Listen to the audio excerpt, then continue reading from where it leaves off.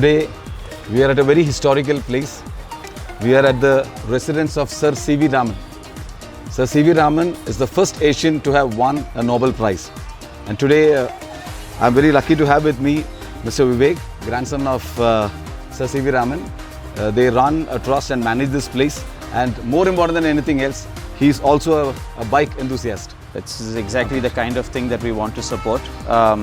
I mean, not only is it interesting because it's about bicycles, which is really the future of mobility and one of the cleanest forms, but also because it's such an interesting concept where you're looking at gathering, recycling ocean waste and other waste into bicycles. So I think it's an absolutely beautiful story.